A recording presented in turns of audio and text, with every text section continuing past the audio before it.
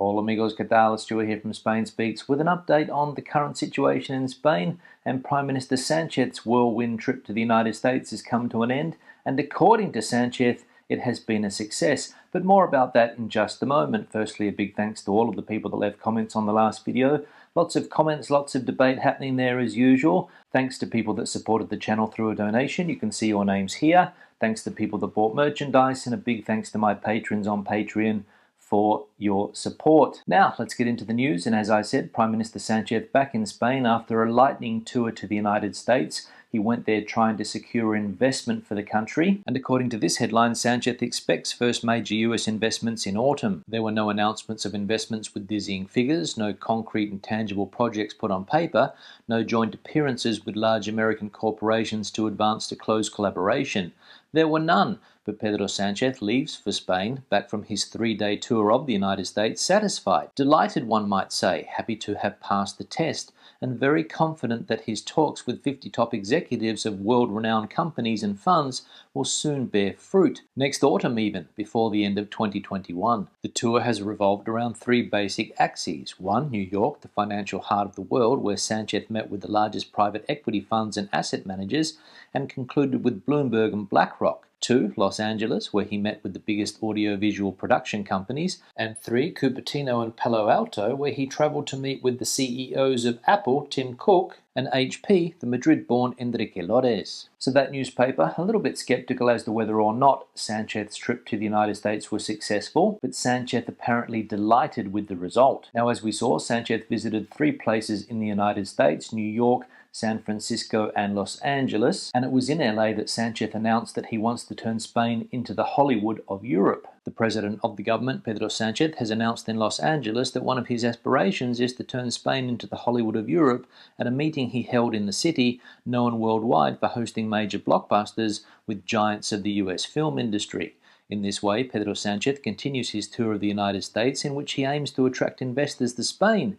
During his stay in Los Angeles, Sanchez has met with industry giants such as Netflix, HBO, Disney, Warner, and Activision at the NBC Universal Studios. Spain's chief executive explained to these companies the measures that the government wants to implement to attract productions, as well as tax incentives and facilities for processing permits. So there we go, Spain could be set to become the Hollywood of Europe. Now, if Spain is to become the Hollywood of Europe, it might need to get its electricity problems sorted, because yesterday a power outage left hundreds of thousands of homes without electricity in several areas of Spain. A fault on a very high voltage 400,000 volt line belonging to Red Eléctrica Española, according to the emergency services, which cite the companies Iberdrola and Endesa, caused the blackout yesterday afternoon that left hundreds of thousands of people across Spain without power. These power cuts occurred in the early afternoon between 4:30 and 7 p.m. and lasted around 45 minutes, during which time many homes in Spain were left without power,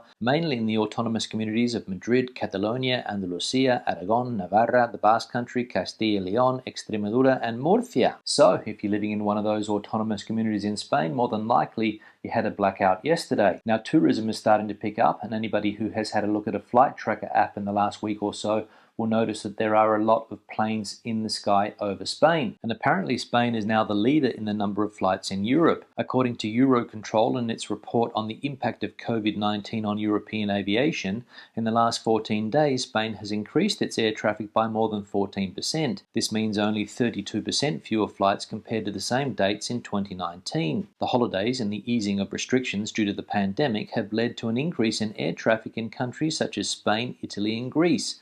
A significant increase has been detected in recent days in the flow of flights between Spain and the United Kingdom. According to Eurocontrol, the number of flights in Europe continues to increase progressively since the beginning of July. In general terms, at European level, the number of daily flights is 65% similar to those recorded on the same dates in the summer before the pandemic. So flights to and from Spain on the increase, and if you want to have a look what's going on in the skies over Spain or any other country for that matter, a site like flightradar24.com is a good place to start. However, something that might affect the amount of people that travel to Spain this summer is the fact that Germany has now declared Spain a high-risk country. As we can see here, Germany puts all of Spain in high-risk zone for coronavirus. The Robert Koch Institute has reported that Germany has declared Spain a high-risk area for the spread of the fifth wave of the coronavirus. The Balearic Islands, one of Germany's favourite tourist destinations, are not spared from this category.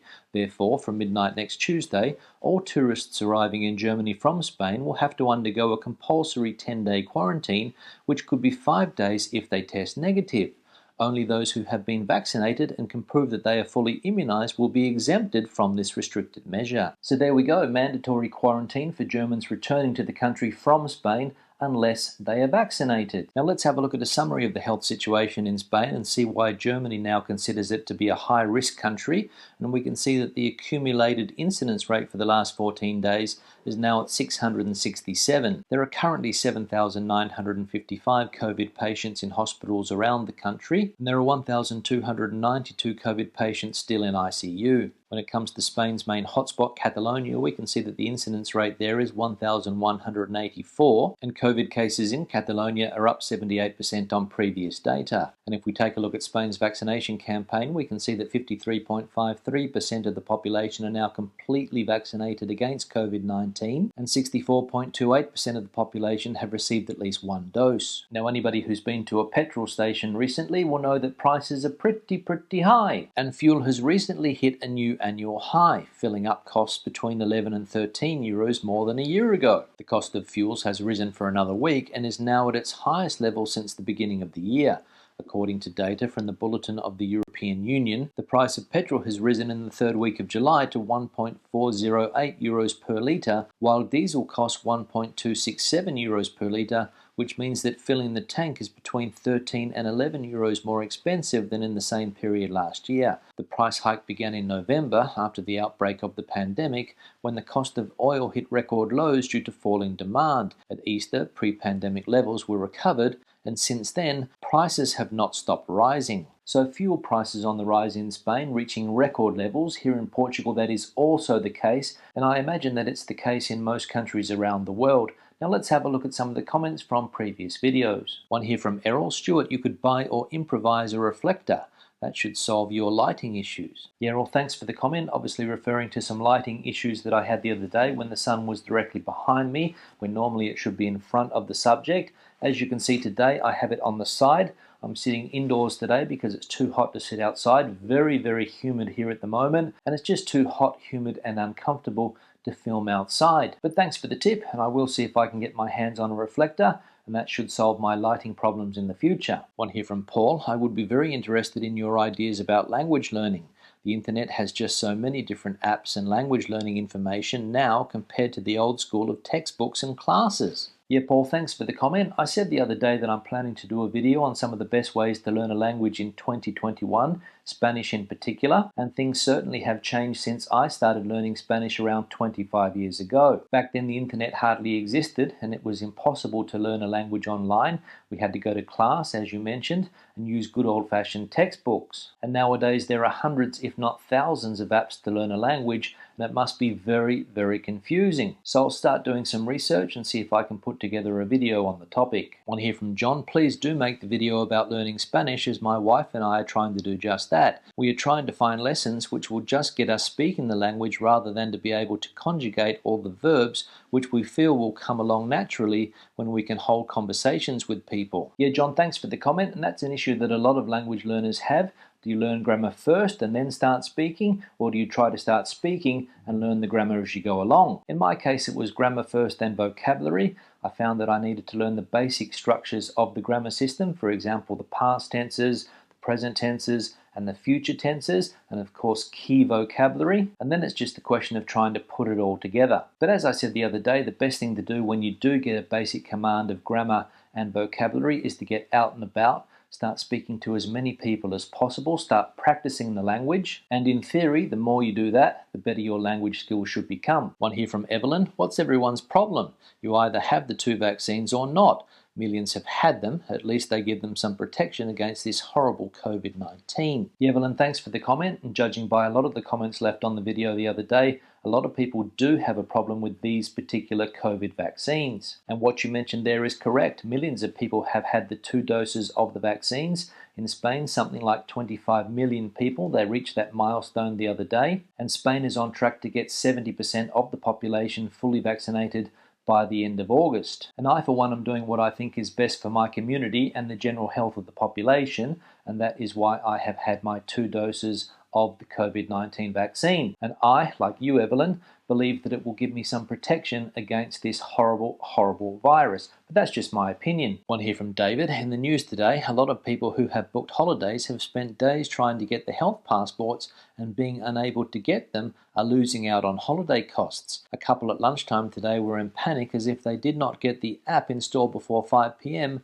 they were going to lose thousands of pounds. We're having a heat wave in the UK, so many are saying that they will not take a chance of losing so much and instead just stay at home. I would love some tasty tapas and a café con leche, but it's so much hassle and expense to be refused boarding the flight. Yeah, David, thanks for the comment, but I suppose the best thing to do would be to get your health documentation in order before you book your holidays and not the other way around. At least that's what I did before I came to Portugal. I made sure that I had had both vaccinations, I made sure that my COVID certificate was available, and then I decided to cross the border. A person that I know was in a similar situation to some of the people that you mentioned there. Her husband didn't want to be vaccinated, thought that it wasn't necessary, and then they wanted to go on holidays and found out that to stay in accommodation you needed to have a COVID certificate. It led to a lot of stress, it led to a lot of panic, unnecessary stress and panic, because everything could have been done weeks before. But as you mentioned there, the stress and hassle will prove too much for a lot of people. They'll decide to holiday at home,